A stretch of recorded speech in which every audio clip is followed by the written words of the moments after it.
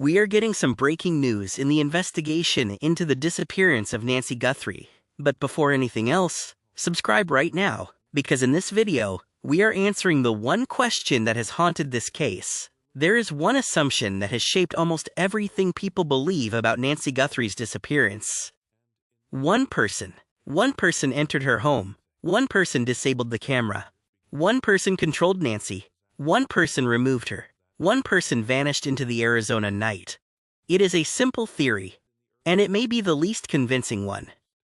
Because when investigators began confirming what was actually recovered from the scene, biological evidence that does not speculate, does not guess, and does not lie, that theory became very difficult to sustain.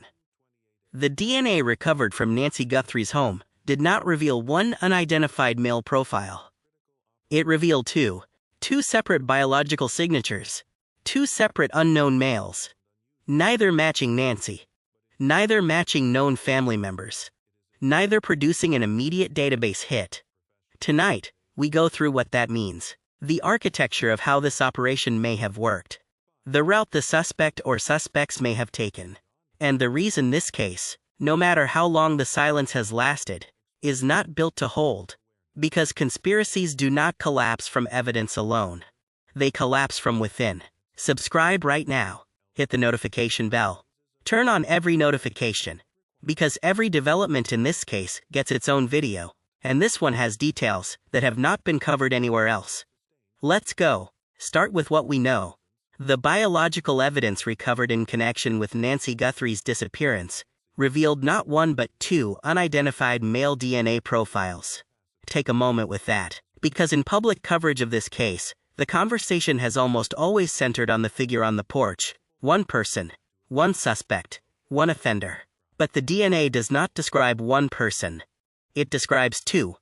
Now, before drawing conclusions, it is important to understand what mixed DNA evidence can and cannot establish. Multiple contributors can mean direct participation, secondary transfer, prior contamination, shared equipment, coordinated action. What it cannot mean is coincidence.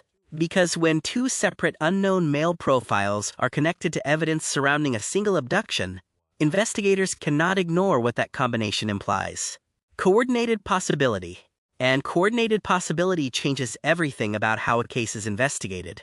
It means law enforcement may not simply be asking who was on the porch. They may also be asking who planned this. Who facilitated it? Who else was operationally necessary for this to have worked? Now consider the timeline through a new lens. 41 minutes. That is the operational window between 1:47 a.m. and 2:28 a.m. In criminal behavioral analysis, 41 minutes of sustained presence at a residential scene is not routine. Professional intrusions, burglaries, opportunistic crimes operate in 5 to 10 minutes. Every additional minute increases discovery risk, camera exposure, neighbor awareness, evidence transfer. So what required 41 minutes? Now think practically. Nancy Guthrie was 84 years old, but she was not incapacitated. She was mentally sharp, physically mobile, which means if she was forcibly removed, multiple things had to happen in sequence. Locate her, control her, prevent any vocal alert, navigate the home, monitor external risk, disable surveillance, move her physically, exit the property, transport her. For one individual, that is operationally unstable, difficult to manage alone while keeping everything controlled. For two individuals, those tasks divide naturally. One manages the victim, one manages the environment, one handles the perimeter, one handles transport. Suddenly, 41 minutes becomes not just plausible, it becomes necessary. Now add the glove. A black glove recovered approximately 2 miles from Nancy's home. Gloves are not random evidence. They are operational equipment. And post-event discards are one of the most revealing behavioral signals in route reconstruction. If one DNA profile came from inside the home, and another came from discarded field evidence along the movement corridor, that could indicate not just presence, but division of physical roles. Not proof, not a conclusion, but pattern. And in this case, patterns are speaking. By the time most people saw the surveillance footage, their focus narrowed to one question. Who was the masked person on the porch? It is understandable. It is human. We want to see the face. We want to identify the threat. But for experienced investigators, the person physically present at the scene may not be the most important person in the operation. Sometimes the visible offender is only one part of a much larger structure. To understand this, you have to separate two roles. Investigators use these as behavioral concepts, not legal terms, but they describe a real division that appears repeatedly in sophisticated criminal cases. The architect and the operative. The architect is the planner, the individual who may possess internal knowledge, victim routines, security familiarity, environmental understanding, timing windows, personal access history. The architect does not necessarily need to be physically present. Their contribution is intelligence. The operative is the executor, the one who physically carries out entry, control, transport, immediate risk management. The operative relies on the intelligence the architect has already gathered. In some cases, one person fills both roles. But in many coordinated crimes, especially those involving financial motivation or personal connection, these functions divide. Why? Because division lowers risk. A planner can distance themselves physically from the scene. An operative can rely on pre-existing intelligence rather than improvising in real time. That combination often creates crimes that appear confusing at first, because the physical suspect alone does not fully explain the precision. Now apply that to Nancy Guthrie's case. The suspect on the porch displayed unusual familiarity. He approached with apparent confidence. He disabled the camera efficiently. He navigated without visible hesitation. That behavior points to one of two things. Either he conducted extensive prior surveillance himself, or someone provided him with detailed operational intelligence before he arrived. And that distinction matters enormously, because even repeated surveillance has limitations. Drive-bys and distant observation cannot easily reveal interior layouts, gate access habits, device functionality, personal medication patterns, family travel windows, household vulnerabilities. That type of detail comes more efficiently through familiarity, internal familiarity, which is why investigators ask a question that goes beyond who was on the porch. Who knew enough to build this? Now bring in the January timeline. Authorities specifically requested neighborhood footage from January 11th. Suspicious behavior was flagged around January 23rd RD. Those dates are not incidental. They suggest process, testing, observation, adjustment. A planning cycle, not impulse. Architecture.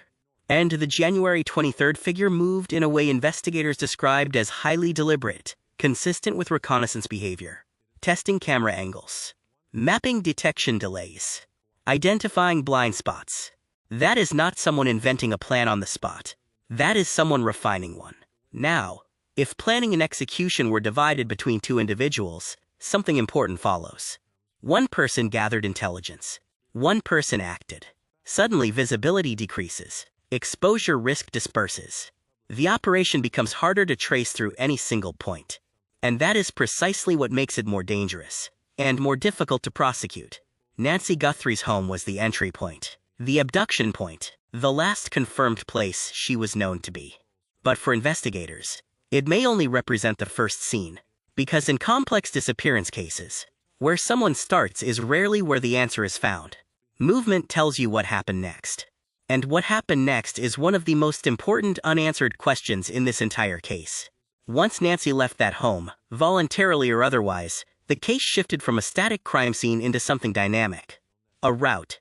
A sequence of decisions made under pressure, guided by preparation, shaped by the need to conceal.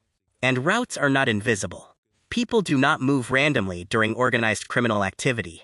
They move according to familiarity, risk reduction, geographic logic, concealment potential, which means movement reveals how someone was thinking, not just where they went. Now consider Tucson's layout. Nancy's residence was not in complete isolation.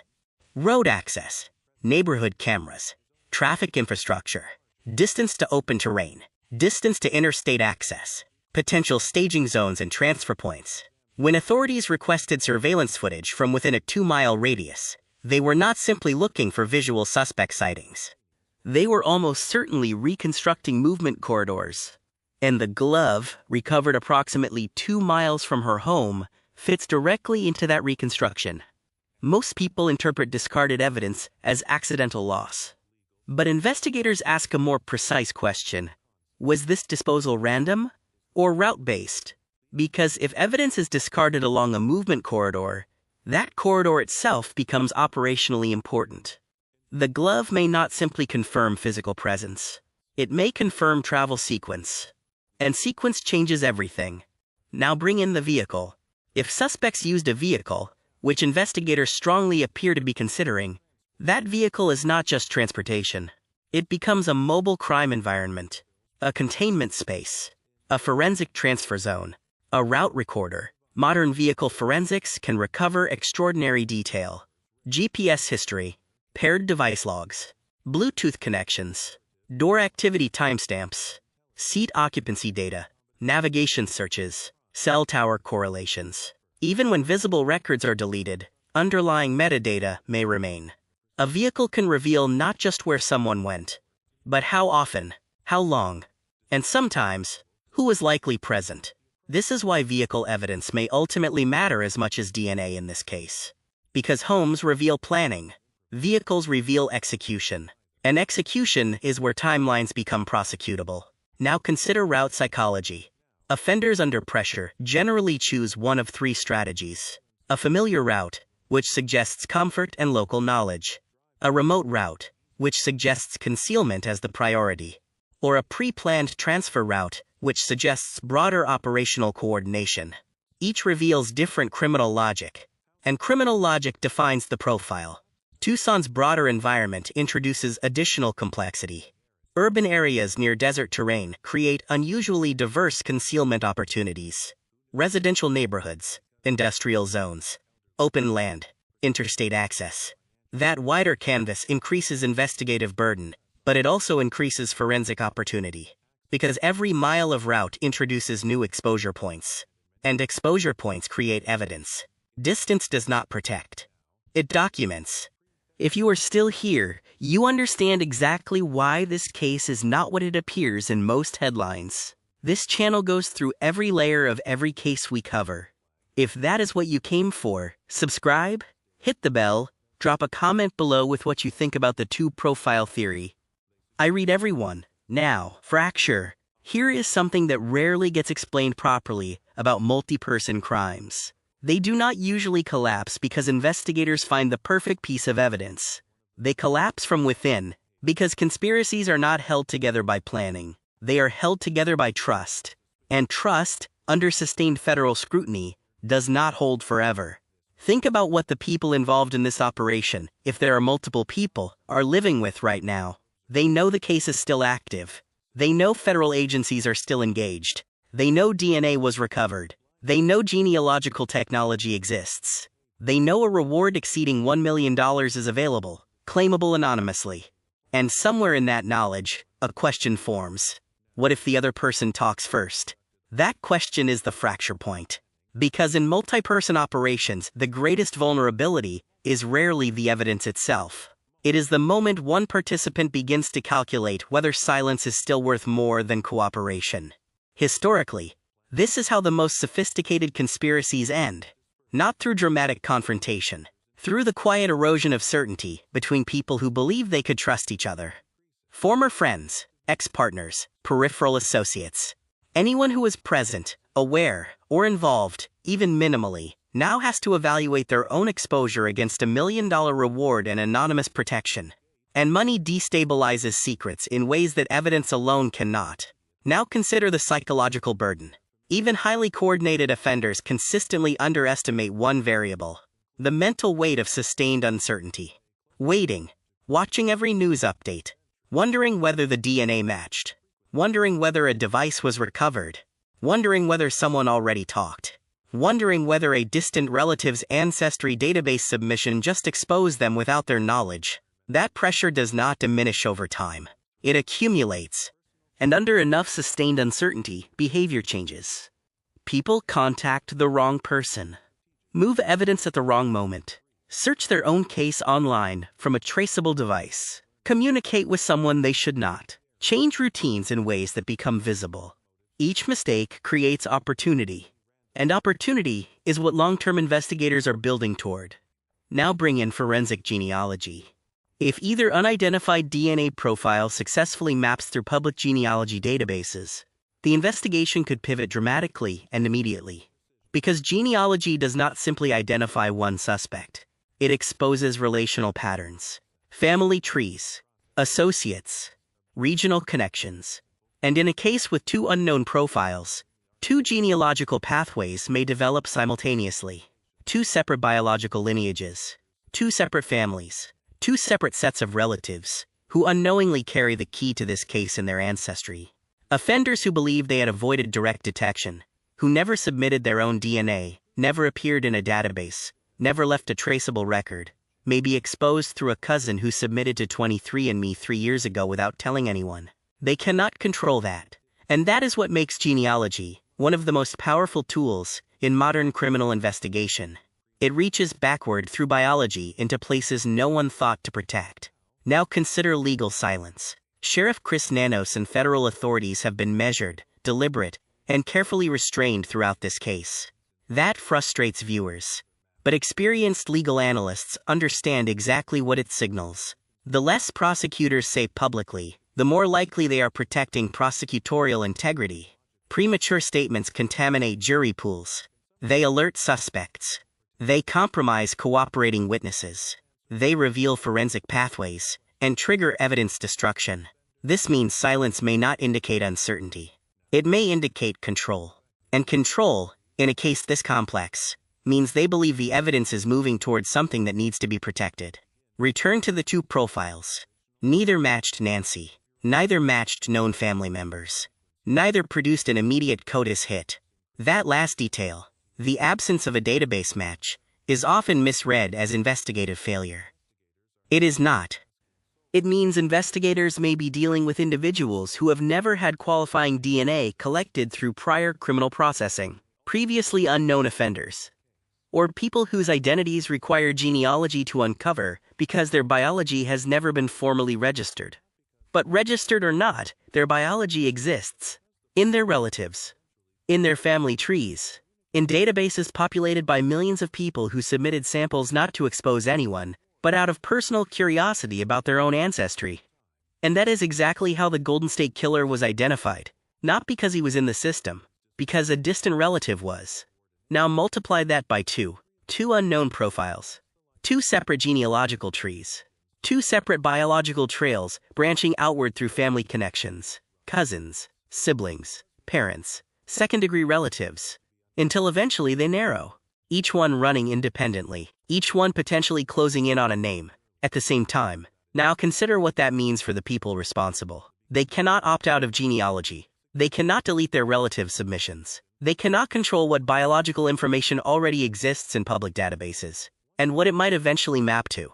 The very people who love them most may be the ones who unknowingly expose them. This is why advanced testing, the phrase the FBI used when describing the current state of DNA processing in this case, is not a routine update.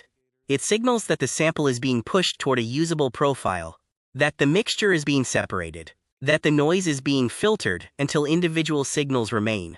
And once that process completes, the genealogical pathway opens. And once that pathway opens, the field narrows to a specific type of person, then a specific family, then a specific name. That is not speculation. That is documented methodology, proven in case after case over the past decade. The limitation has never been the approach. It has been the profile, and the profile may be almost ready. So what ultimately solves a case like this? Most people expect one answer, one piece of evidence, one dramatic moment. That is not how this works. Major cases resolve through convergence.